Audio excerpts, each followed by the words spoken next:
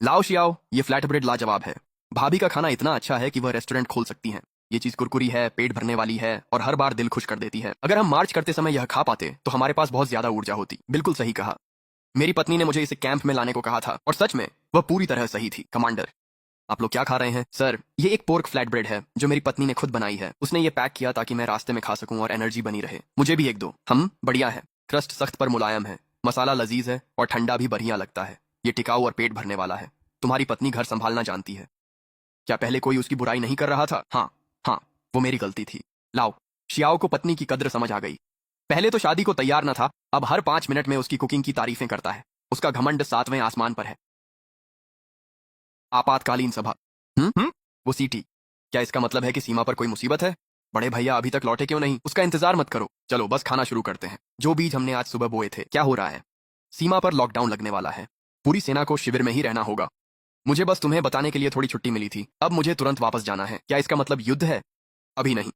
अभी तो तातार सिर्फ सीमा पर टोह ले रहे हैं।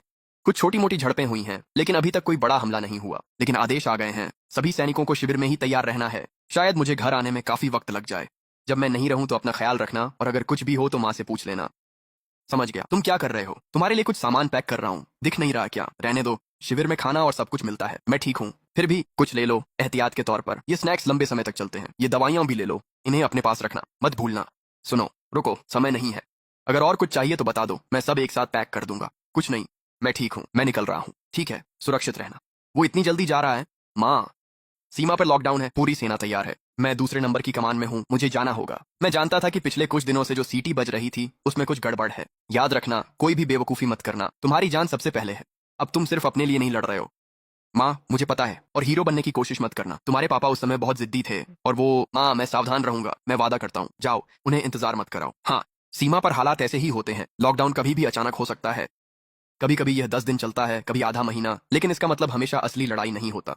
अधिकतर समय तो सिर्फ अभ्यास ही होता है। अब एंजिंग एक दस्ते का नेता है। उसे हर बार अग्रिम पंक्ति में रहने की जरूरत नहीं है। वह तो सेना में ही बड़ा हुआ है, उसे अपना काम पता है। माँ, मैं ठीक हूँ। समझ गया। तालमेल बिठाना कठिन है। सच में, मैंने उम्मीद नहीं की थी। हम तो कुछ दिन पहले ही शादी करके आए हैं और अब हमें यह सब झेलना पड़ रहा है। कोई बात नहीं, हम एक फौजी परिवार हैं। ऐसी बातें तो जिंदगी का हिस्सा हैं। तुम्हें इसकी आदत हो जाएगी। जाओ, थोड़ा आराम कर लो, कल बहुत कुछ करना है।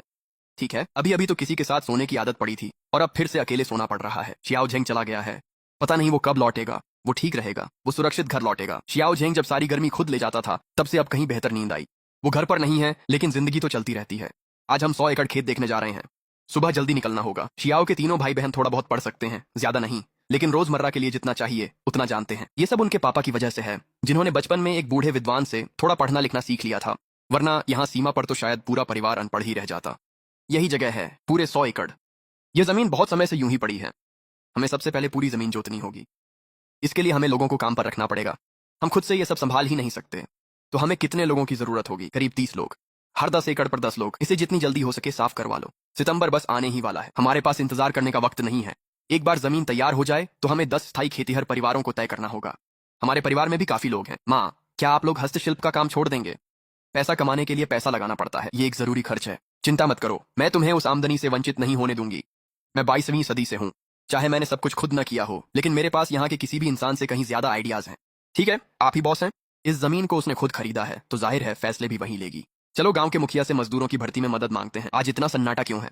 आमतौर पर अब तक सब लोग खेतों में काम कर रहे होते हैं। वाकई अजीब है, सब लोग कहाँ चले गए? उफ, मैं तो थक कर चूर हो गई हूँ। इतनी दूर चलकर भी कुछ हासिल नहीं हुआ। मैंने कहा था, जिनसेंग हर जगह नहीं उगता। पूरा गांव जिनसेंग ढूंढने पहाड़ पर चला गया था। अब समझ आया यहाँ इतना सन्नाटा क्यों है। लगता है सब लोग अपनी किस्मत आजमाने चले गए। पूरा दिन खोजा और एक भी जड़ी बूटी नहीं मिली। मेरी कुदाल पूरी घिस गई और हाथ में कुछ भी नहीं आया। घर पर ही रहना चाहिए था। पूरा दिन बर्बाद हो गया, है ना? मैं खेतों में कितना ज्यादा काम कर सकता था। जिनसेंग कोई ऐसी चीज नहीं है जो यूं ही मिल जाए। शियाओ लड़की तो बस किस्मत वाली थी। रुको जरा, कोई ना जाए,